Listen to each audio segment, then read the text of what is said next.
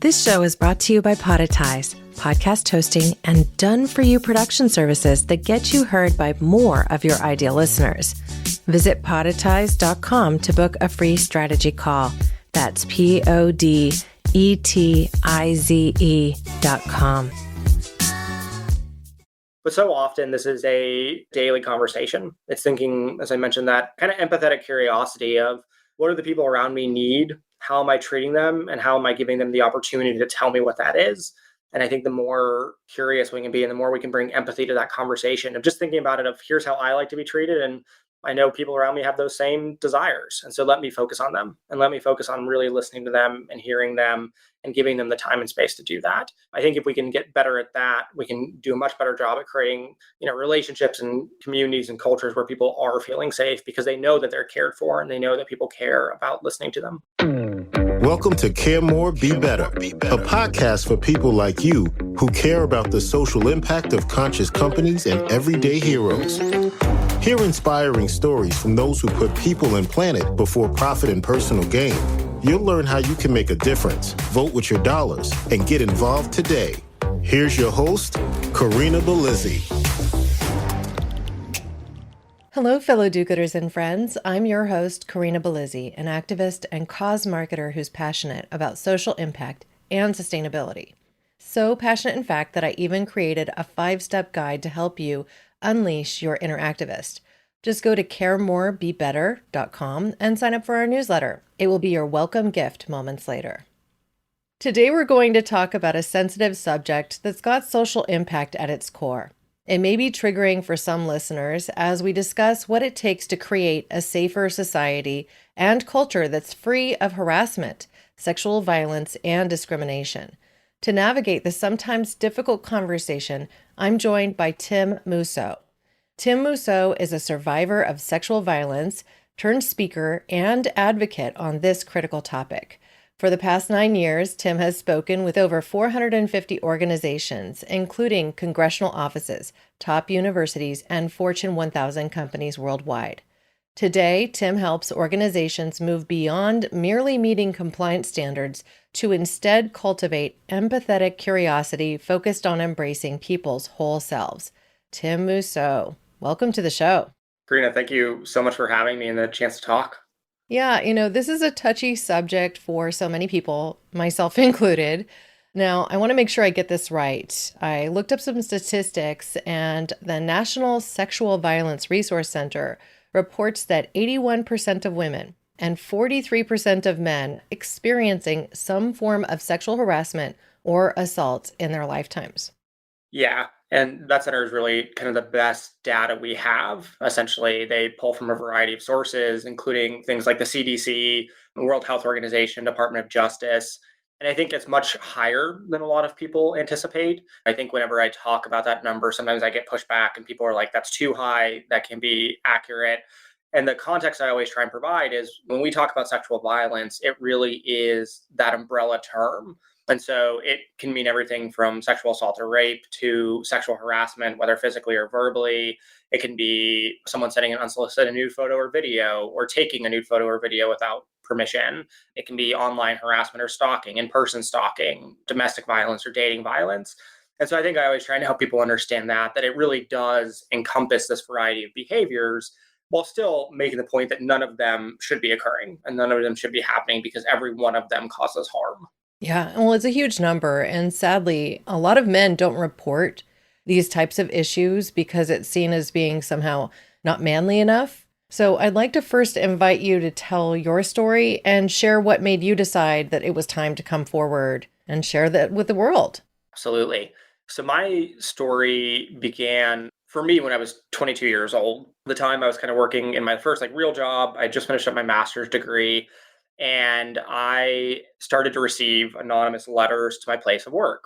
And initially, the letters were just very derogatory. They were talking about things that had happened in college, experiences. They were very personally demeaning. And so I kind of knew the person who was sending them knew who I was, and I had no clue who they were. And then eventually, after a few months of that, it escalated to the point where I received a letter containing photographs of me actually being sexually assaulted. And so based on the fact that I have tattoos, I know beyond a reasonable doubt that it's me in the photos. And based on kind of how I look in the photos, I was unconscious and had no memory of this. And up until that moment, I actually didn't have any recollection of what had occurred. And so that was really kind of confronting and dealing with the fact that this had occurred. And we could tell that it was probably around the ages of 19 to 20. So when I was in college, and that very much changed my world. And, it changed the way I perceived things. It changed the way I looked at relationships. It changed trust with a lot of people because I never found out who did it. And so all of a sudden it called into question all these relationships I had and who it could have been. And then processing it was very difficult. I remember because it was coming to my place of work, I called the police and I had to tell my then boss what was happening. And his reaction was very derogatory and negative and very shameful. And so that was very harmful for me. And then the police really were not helpful. The way they treated it was almost, again, it was just questions like, well, do you fear for your life? And do you think this person's going to actively hurt you? And then I was essentially told they could do nothing, and I was sitting on top of months of letters and I had these photographs. And so essentially I kind of cut myself off and I just closed myself off to the world. I turned to alcohol as a coping mechanism and I was just angry, isolated. And finally, my mom convinced me just to try and talk to someone because she could see how much harm it was causing to me and she was worried for me. And so I did see a therapist and she got me in connection with a survivor support group of other survivors. And that was really powerful.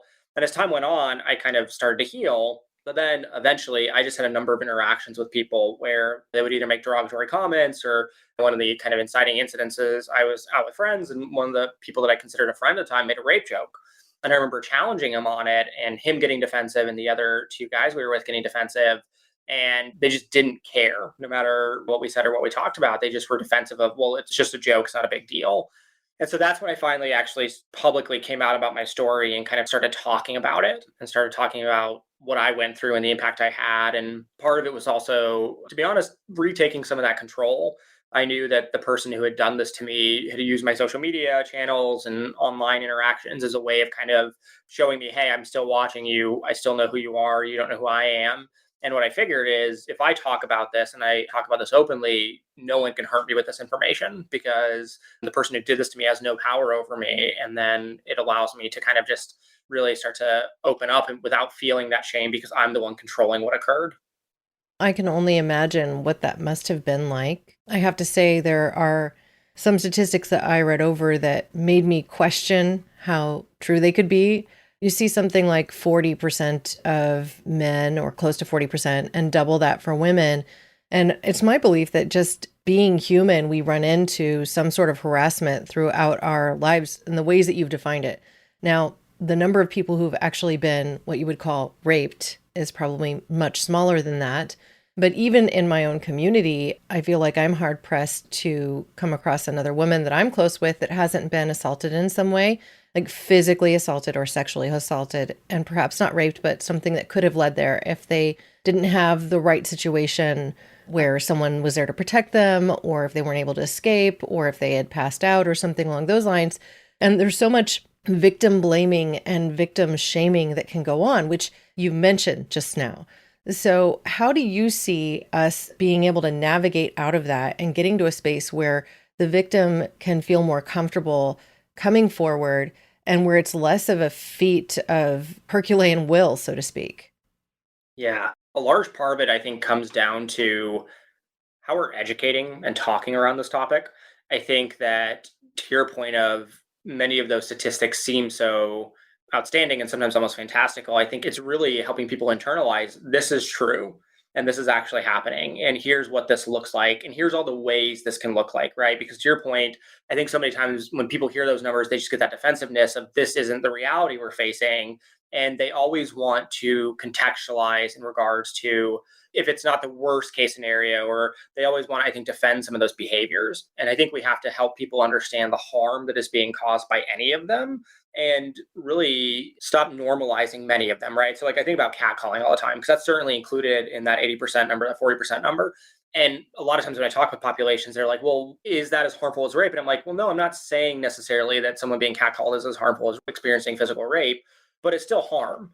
And it still shouldn't be normalized. And why should someone go through that? Why should we violate someone's safety and comfort and autonomy? And why should we make that okay, regardless of the group or organization we're a part of?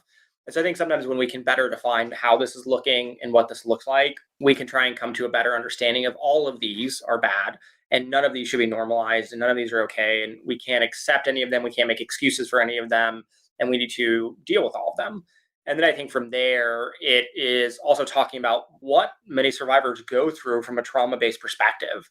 I think a lot of times people don't realize how intense it is to be a survivor.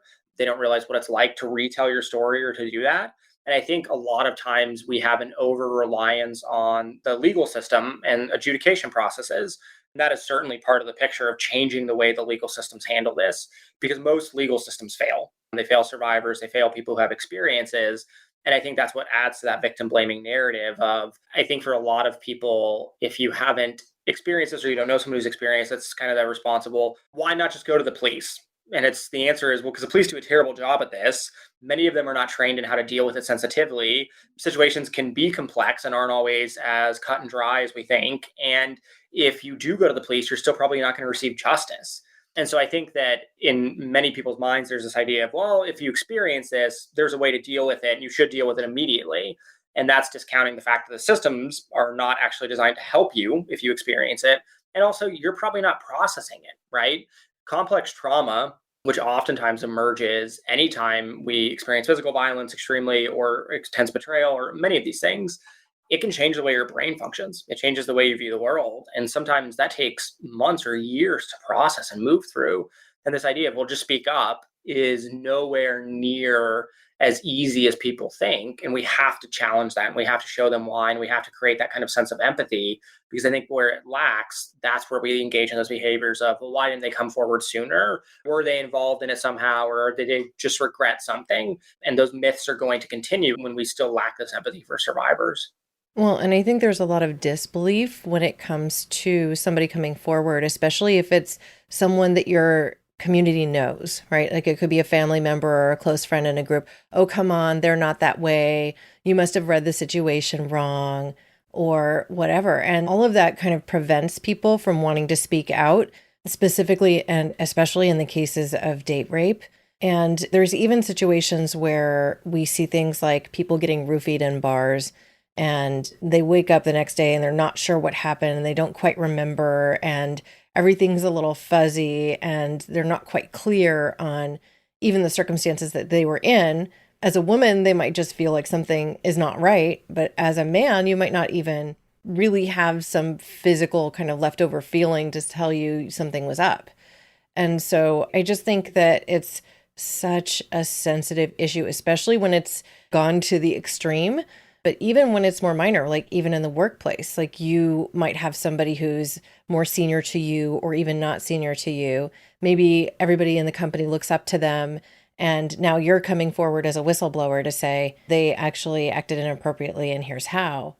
So there's fear of retribution. There's fear of what might happen with your job, with your livelihood, especially when we have an economic system that's somewhat uncertain in times of COVID and things like this. So I just wonder, when you're talking to these corporations, when you're actually going on these tours and speaking to companies about these issues, how are you addressing that? So with companies, one of the first things is challenging the way we often look at the policies around sexual harassment, because it's certainly more than policy, but to begin with, most policies fail. For a majority of companies, I think they are relying on the EEOC or the EEOC policy around like what this looks like. And so for sexual harassment under that policy, you have to prove legally that it was so severe or frequent that it stopped your ability to do your job. And if that's your baseline policy, the problem becomes it's normalizing all these behaviors that lead up to the point of being so severe or frequent. And this issue becomes that, as we said, any degree of toxicity and harm is toxicity and harm. And so the way I always try and talk with companies about it is it's not enough just to say we don't tolerate any form of sexual harassment, because that oftentimes leaves this gap of your employees are wondering, well, what does that mean? If they Google sexual harassment policies, the first thing's going to pull up is the EEOC policy. And that's telling them frequent or severe. So then many sexual harassment survivors' mind, it's, well, this isn't frequent or severe. It was a one-time inappropriate touch or comment or whatever, so I can't report that. So for many companies, the baseline is we need to change the policies. And I think sometimes they're afraid of that, of, well, are we going to hear more reports? Are we going to have more people come forward? And my response is maybe, but don't you want that? right? Like if your people are feeling unsafe and this is occurring in your workplace, don't you want to address that immediately? Like, why do you want to wait until it becomes this really life devastating thing before you deal with it? With that policy change, I also recommend for companies, hey, it's okay to say the way we're going to adjudicate these situations is different. Sure, we know that there's a difference between someone made a comment that was inappropriate and we can try and discern maybe that wasn't their intention versus someone who is abusing their power and making comments that are inappropriate and is trying to do that. The way we're going to handle that is very different, and the resources and tools we're going to provide in those situations can be different. We get that. That's nuance can be applied. From there, it's looking at reporting channels. So what ways do you have it so that employees can come forward, and what are those reporting channels comprised of? And what do they look like? A lot of times, I think there's this mindset of, well, we have an open door policy with our managers. And if you have any experiences, come forward and talk to us. And the reaction is, well, if we have social dynamics at play, that's not as easy as it sounds. And that policy is nice. But what happens when you are a seasonal employee who's only been there for 3 months and the person who's doing the harassing is a popular full-time employee who's in a position of power and is well liked? And so it's thinking of some of those nuances of how can we overcome that and undercut that. And then the last big piece is let's try and redefine how we're defining toxicity, how we're challenging toxic behaviors, and when we're intervening and stepping in. Teaching people skills to say, we're not going to let it get to this place. And if someone's going through something, it's not just their responsibility to bring it forward. That can be very difficult. It's everyone's responsibility to call it out, to address it, to talk about it. One thing I talk about a ton in my work is boundaries, and this idea that every one of us has different boundaries. And it's important to recognize those and to respect those, right? Some people boundaries, we have kind of communal ones, but some people's boundaries might be as simple as, look, like I don't like talking about my family or dating life at the workplace. Some people say that's fine with me. I don't care to a point. We can try and accept that, hey, we should do it in a professional way. But it's good to know that, because I think when we can know boundaries much earlier, it gives us an opportunity to respect those before a sense of violation emerges. Now, you have me thinking about a couple of things here. And one is actually a podcast that I listened to yesterday. And that was one of Tim Ferriss's shows. He interviewed Eric Schmidt, who is the former CEO of Google, helped them rise to the size that they are today, right? And he wrote a book called The $1 Trillion Coach, which he's currently doing the media tour on, where he features the story of Bill Campbell, and who is considered one of the most valuable coaches of all time, and who did the work that he performed at no cost for leaders of Apple and Google. It's just one example, because he'd already earned all the money he needed to, right? And his personal style involved being quite touchy, like he would hug everybody. And so the reason I bring that up is because I think sometimes we make excuses for people. We say, oh, well, that's just the way they are.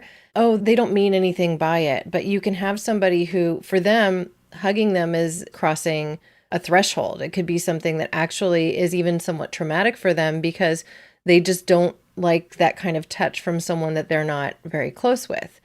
And so I wondered how you deal with it when you have that sort of response, when you hear from the people you're talking to or that you're guiding or coaching or presenting to, oh, well, this boundary seems like it's a little silly to me, or they don't mean anything by it. In my work, I always try and get people to think of their own boundaries first and try and think about this line of, what does it feel like for you when one of your boundaries is violated? What are the sensations that come up? What are those emotions? How do you respond? How do you react? How would you wish to tell that to the person? How would you like to handle that? Because I think sometimes, to your point, boundaries might seem so niched or nuanced that someone's like, well, why do I have to do this? Or they certainly should be able to overcome my intentions and understand I'm not doing it from a bad place. And I think sometimes when we can take a step back and focus on what are your boundaries first, and let's talk about what that reaction is. Because I think the other thing I get a lot quite frequently in sessions is, oh, well, I'm not that sensitive. This is coming from this new culture where you have to be careful of everything and whatever, right? And the thing I always have to challenge them on is, well, that's not true. So let's focus on your boundaries. Because for sometimes when I hear that from audiences, I find their boundaries and we talk about it. And their boundary is, well, I'm uncomfortable with technology because I'm afraid I'm going to be replaced and I'm not used to this, or whatever it might be, right? And so I always try and focus first on that. What are your boundaries and how are those showing up? And how are you asking people to respect them, or what would happen if people don't respect them? And try and think from the perspective of what may be a minor boundary and what's a more serious one. Try and create some of that empathy around, we all know what it's like to experience a boundary violation. Every one of us has gone through that at some point in life in some kind of way or capacity. So let's take those feelings and transpose them on someone else. And let's think about what it might feel like for someone else to go through those same things. And then let's recognize that the things we're oftentimes being asked to do is not an intense thing. It's not a really impossible feat. The simplicity of asking someone's boundary is a very quick step, and there's many ways to do it. I think sometimes when we hear boundaries, when we talk about boundaries, there's this idea of, well, it's going to cost so much or it's going to take me so much to do this. And I think the way I try and challenge it is like, from this empathetic standpoint, how much better is your program, your culture, your organization, your team going to be if you spend that 5 minutes understanding those boundaries and learning those boundaries? And so for the Bill Campbell example, like, I think, obviously very successful coach, I'm not going to challenge him, but the thing I would say to him is like, imagine how much more comfortable people are going to be if before you gave a hug, you asked that question.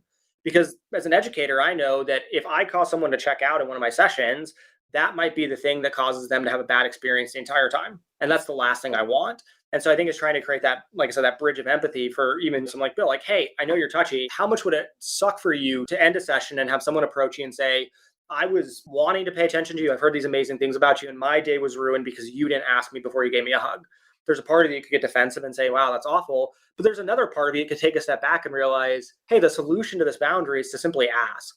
And then we can start incorporating that, and then we can start bringing that. And I think that's certainly applicable across organizations, right? It's everything from how do you prefer feedback and communication? How do we deal with conflict to do you like to be touched? Are you okay with that? What does that look like? What does that mean?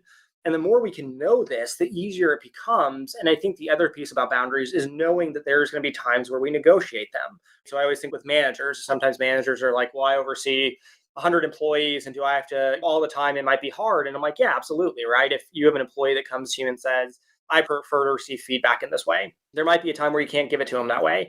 But if you know that and they know that, at least you can have that conversation beforehand.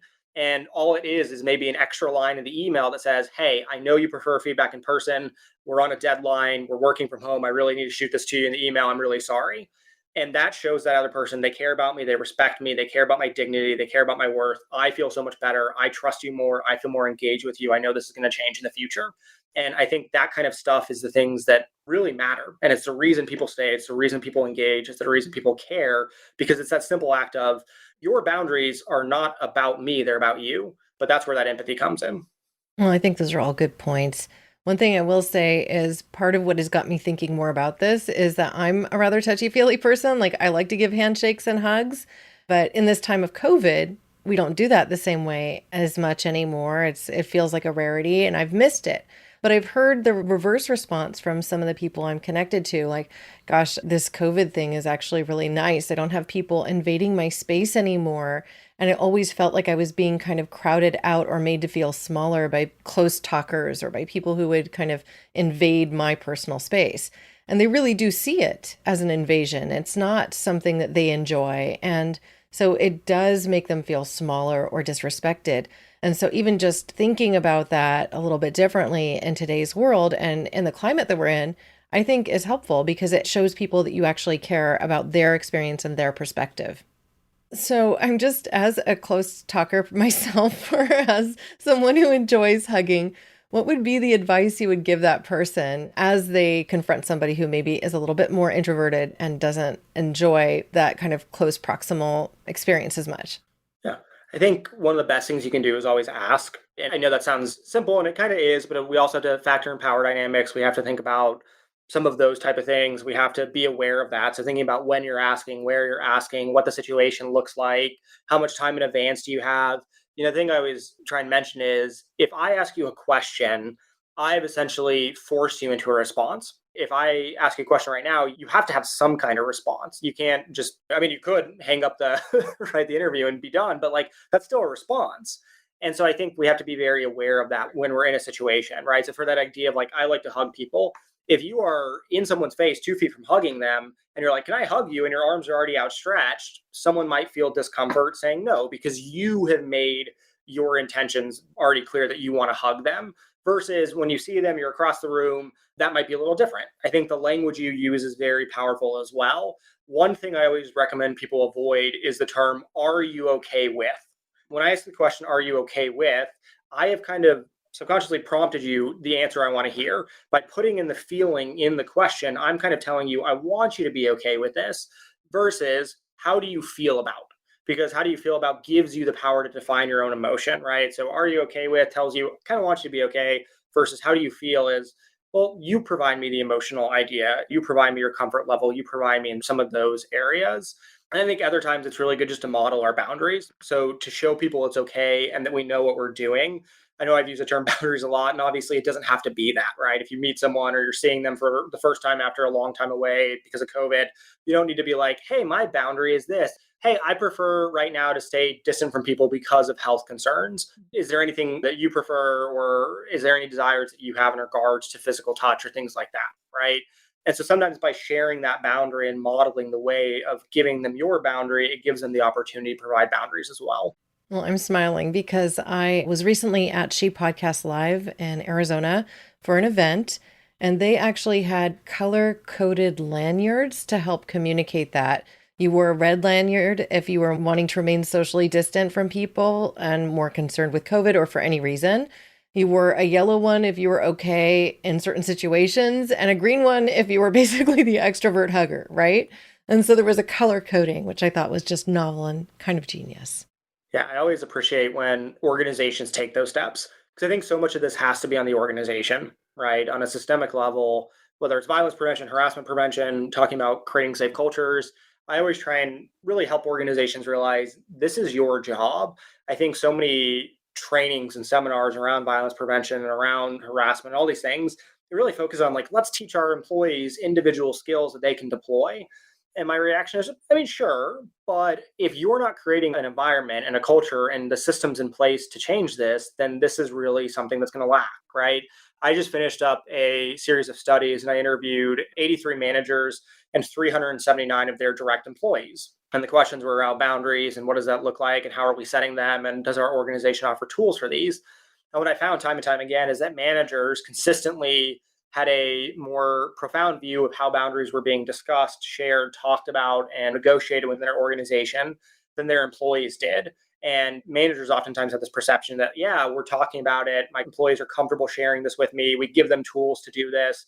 An overwhelming majority of the responses from employees were no, we don't feel like we know how to talk about this. Even more so, it was like, we feel comfortable sharing this with our peers, but not our leaders because we're afraid they're going to use it against us in compensation, employment, whatever it is. And I think there's that gap and disconnect between sometimes when we look at the organizational level of if you are running the company, if you're running the organization, if you're running the event, you should think about these things, right? Because I think about that podcast convention you were at, it would have been easy for them to say, hey, it's the time of COVID. Every attendee, make sure to tell each other what comfort level you have with physical contact. While someone's introverted, they may be new to the community, they don't have as much power. It's the star podcaster who everyone just saw speak on stage that comes up to you. Saying no is hard, right? Versus, hey, we're going to actually just give you a tool. We're going to know that this is an important boundary we have. So we're going to bring this into the lanyard system. So it's already there. It's taken care of. We're going to give you this language to use and this tool to define this so you don't have to worry of doing that as much. Well, I appreciated that too. So, I mean, I wore a green lanyard, and when I saw another one, I was like, are we going to hug? So, question for you as we bring this into the personal space and professional at the same time, which relates to dating, because I think that now a lot of companies have gotten very restrictive on what they'll allow. Like you have to sign a waiver if you're going to date somebody in your community. And a lot of people, like, heck, they spend a majority of their lives at work while they're awake and they get to meet people at work. They get to know people at work. They become attracted and intimate. And there's this kind of navigation that we all kind of have to walk through in that space. Now, I personally shied from dating anyone I worked with for this very reason, because it was just, well, what do you do? And what if it doesn't work out? And. But that's not always an option for people. So how do you advise people who are going into that dating realm and also considering this issue of consent? Yeah, dating in the workplace is certainly complex, right? Because like you said, there's the policy side, which, there's that. And anytime we talk about consent, there's kind of this legal side. And then there's the human nature side, where sometimes people say, well, policy be damned. This is what I feel for this person. My emotions are there. They feel for me. And so this is what we're going to do. I think that's why, from an organizational perspective, you should make sure that your policies are clearly communicated and they're also very relevant and tangible and actually enforceable. And they're really realistic to what's going on, right? I think sometimes a hard no in any policy is going to fail, right? I think in the majority of times we know that it's kind of like that can oftentimes fail. But I think it's like thinking about how big is the company? What's your role in relation to that other person? What does that look like? Who needs to know? How is this going to impact your jobs? Have you had that conversation about how this is going to impact your jobs? Have you sought out feedback in some of those areas? And are you willing to kind of accept the end result of what might happen? Because I think sometimes it's easy to say, well, I just care for this person and I want to be with them. But you should be having that conversation with that potential partner of, here's a potential repercussion. Like, if our company says no and they find out about this, we could both lose our jobs. Are we ready for that? And if we are ready for that, are we aware that this might completely change our relationship because now we're no longer seeing each other? We have to find a new job in a tough economy, and all of a sudden this is out the window. Or it might be, hey, our company policy is that this is okay, but they might move us into different roles. Again, are you ready for that response? Are you ready for what that looks like? Have you talked about that with your potential partner? Are you having that honest conversation? I think sometimes it's also good to, when you're looking at workplace dating, talk a little bit more about the long term early. And I know that might be frightening to people of like, oh, we don't want to rush into things. And I'm like, yeah, but the dynamics are different. If you just meet someone at a coffee shop and you go on dates with them, you might have a little more leeway versus if you're working together and you've known each other for a while, you have to think about, how is this going to impact power dynamics? What are the existing power dynamics? How is this going to impact promotion and employment and all those kind of things, right? Because it's that difference of, well, we really like each other now, but we're the same level, right? We're in the same job. What happens when you don't disclose to the organization that you're dating, and all of a sudden it comes time for promotion and there's 3 candidates and 2 of those, and they have to promote one of you and they pick one partner over the other, right? Like, have you thought about that? Have you had that conversation? Have you talked about it? Have you primed yourself for what that looks like? Are you willing and ready to do that? And I know some of that seems like, well, I don't know. And that's okay. I think that might be an honest conversation you can have of, I'm not sure and I'm not really update on what this looks like because I haven't experienced this yet. And then I think the other thing is thinking about, what are your coworkers' boundaries? What are your boundaries as a couple? And how can you really be respectful of both of those? So again, if you're in a company that has a very no tolerance dating policy, the heart wants what the heart wants, you decide to date a coworker, so you feel like you can't disclose to anybody, understand that. How are you then making sure that you're going to protect each other and protect your peers and employees and coworkers and everyone? If you're in a situation where it is okay to date, but you still have to figure that out, it's those boundaries, right? And being very clear about them with your partner and, like I said, with your peers, because I think especially with your partner, because things are going to come up of like, well, what about PDA and what about conflict and what about communication and what about how we give each other feedback, and all of those kind of pieces have to be answered. So I think there just needs to be a little bit of a pause and really discerning, what are we getting into and have we talked about that, and are we ready for both the repercussions as well as some of the challenges that come from it? Well, I've seen it work out, as I think many people have. I've also seen it go bad, and in people feeling like they lost opportunity because of the relationship or something else. So it's just a tough situation, I think. What can you say? Sex is complicated. Across the board, I think we always want to make it a kind of clear-cut situation of, if this happens, this happens, if this happens, this happens. And it's so hard and it's so difficult to know those things and to really figure it out, because relationships, whenever I teach consent, I always talk about, like, we're dealing with another human being who has histories and identities and complexities and desires and wants and really this multitude. And that's never going to be simple, regardless of the extent of the relationship. It's always going to be difficult. So, what sorts of resources do you direct people to when they have questions around these things like consent? Because I'm coming from a perspective here of a mom of 2 boys, right? I've got a 4-year-old and a 7-year-old. And I've already had to have the consent conversation with each of them, just as it relates to body autonomy and things like that. But I want to set them up for success long term. And that may even mean, hey, asking questions like, is it okay if I hug you? And things like that. So what would you advise, or what resources would you put out there for me and my community? Yeah, so I think I don't necessarily always do a ton of work within kind of high schools and younger age students, but I think, like, I know it's the Boston Public School System and Boston Health Commission. I want to say it's called the Start Strong program, or Start Strong with Strong Foundations. They have a wealth of resources that I know have been both done within the Boston Public School System, as well as some of them are online, or at least the foundations of those resources are online. And a lot of it focuses on some of those kind of pieces of, hey, here's how you talk about consent, and here's when you can start talking about it, right? Here's bodily autonomy. You can introduce that to a 3-year-old. If you don't want to hug someone, you don't have to hug someone. This is yours, and that's only yours. And I know that there's a lot of that curriculum that exists out there of here's how you talk about it at different ages. Here's how you introduce these ideas. Even I know one really revolutionary thing that they've done is they've talked a lot about kind of like media and porn literacy. So if you're in your teenage years, we know sometimes the average age that children nowadays are accessing pornography is anywhere from 9 to 12. And so it's like, how do you have conversations around what that looks like and understanding what you're seeing and what's happening in those kind of films and understanding the difference between those and reality and all of that kind of piece, right? And so I think some of those systems exist. I know with college students, it's always trying to offer tools. There's a number of nonprofits I always point to, the Joyful Heart Foundation, 1 in 6, RAIN, which is a National Survivor Support Network.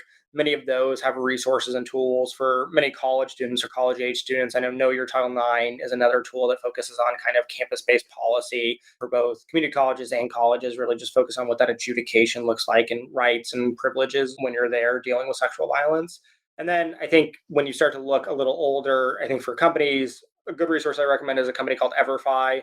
They do a lot of research that I always respect and appreciate because they're talking a lot about what it means to build safe cultures. And I think they try and take a more proactive stance on harassment prevention. I also know Gallup does a lot of surveys and polling about like what are our perceptions around these issues? What does this mean? How is this impacting us? What does that look like, right? The other thing I would say for just purely kind of consent and sexual violence, focus a little bit on colleges, but I think it's really illuminating, is a book called Sexual Citizens that came out of research that was done at Columbia by 2 researchers who did a kind of longitudinal study that really pulled from a lot of dialogues with how people were perceiving sexual violence, their reactions to it, what it looked like, many of those pieces.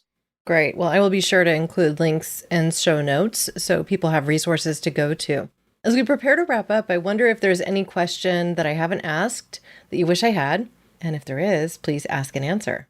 I think a good question to think about is, how do you support someone if they come forward and tell you that they've experienced a form of sexual violence or harassment?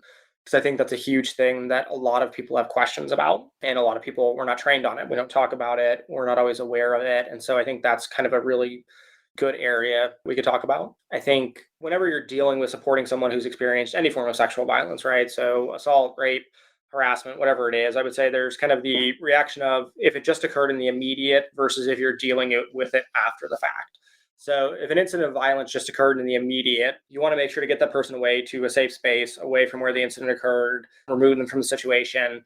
If physical violence was involved, you can recommend that they get medical attention. The key word I always say is recommend, because generally when you experience sexual violence, it's a loss of power and control. And so you don't want to force them to do anything else because that's further taking away power and control. If there was physical violence, you can recommend medical attention, help them find those resources and services, let them know what that process might look like, offer to go with them, but ultimately it's their choice. You can recommend that they document, right? So that's another recommendation, is if you want to take some kind of documentation around this, if that's possible, even being very careful you're not guiding that process. I think sometimes we might ask questions that we feel are being helpful or trying to keep information. It can be very hard and traumatic for that person to talk about it in that moment. So kind of just helping them think about, if you do want to document this, know that you don't have to press charges. You don't have to use any legal resources. You don't have to go through an organizational channel. But if you choose to in the future, it might help. So just prompting them, think about the details of the event or what happened and write that down as much as you're comfortable with. Yeah. I have a question that relates to this because it has to do with rape kits and backlogs. I've actually had people say to me, well, what's the point of getting the rape kit if they've got a 5-year backlog in my local municipality or something to that effect? So what would you say to that person in that case? And do you know if there's a way to speed something forward if they are interested in pursuing action?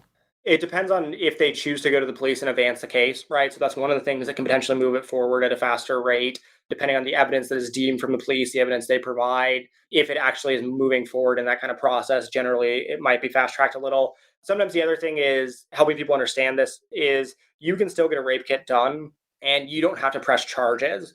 With storage now, it's much better and it tends to last longer. So it can be helpful if you choose to eventually press charges. And that's the thing I oftentimes tell survivors of physical violence in the moment.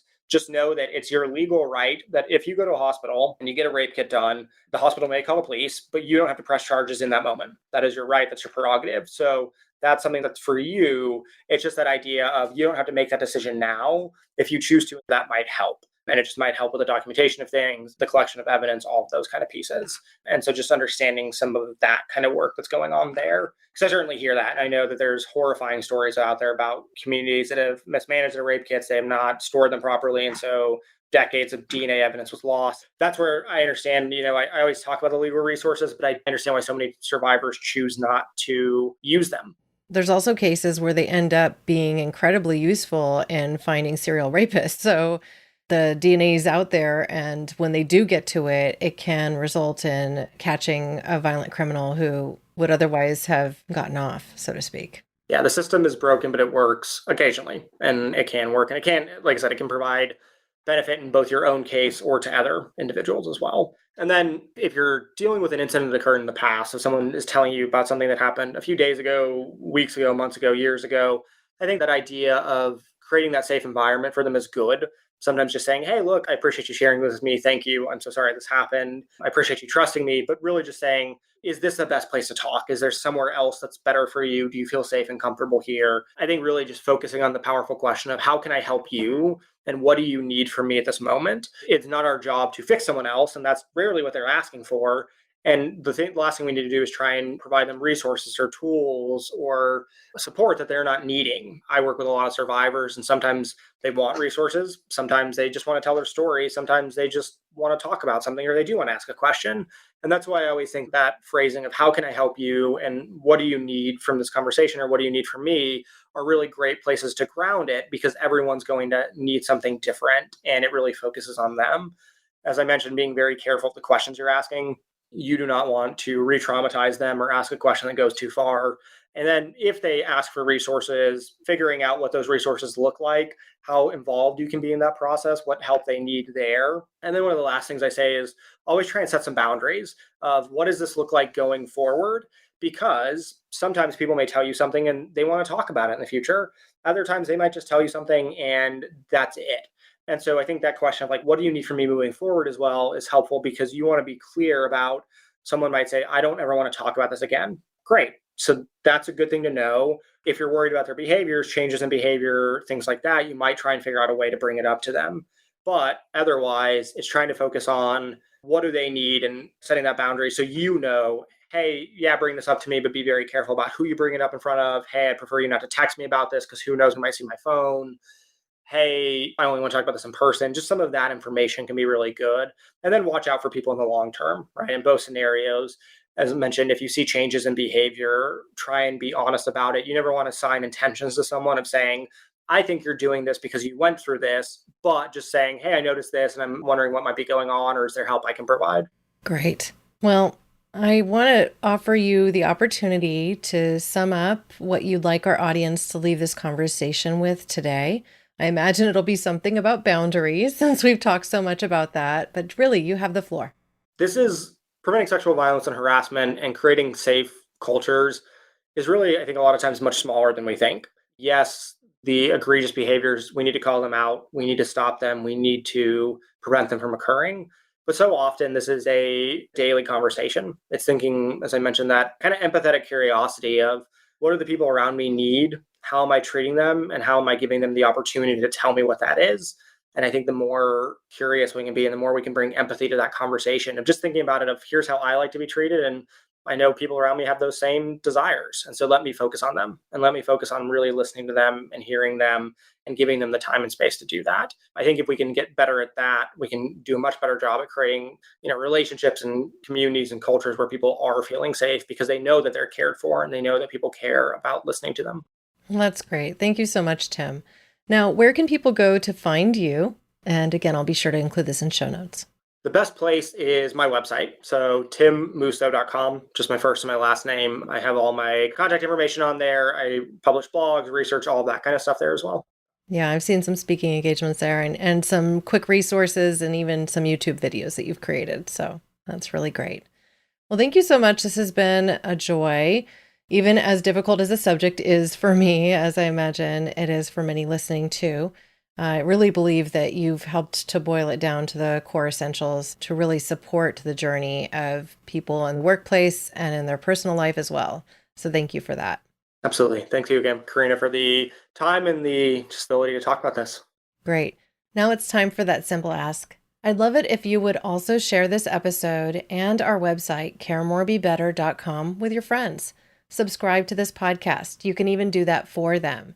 Just download an episode or two and grab their phone and click subscribe. Now, it's through discussions like this, these in-depth conversations that we have with people like Tim Mousseau, that we can create a more caring community around the globe. We can grow. We can even resolve trauma. Thank you, listeners, now and always, for being a part of this pod and this community, because together we really can do so much more. We can care more, we can be better, we can even create a safer society and regenerate Earth. Thank you. Thanks for listening to Care More, Be Better, a podcast for social good.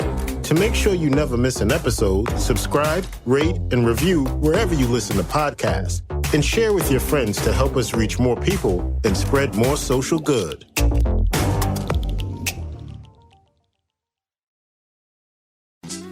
This show is brought to you by Podetize, podcast hosting and done-for-you production services that get you heard by more of your ideal listeners. Visit podetize.com to book a free strategy call. That's PODETIZE.com.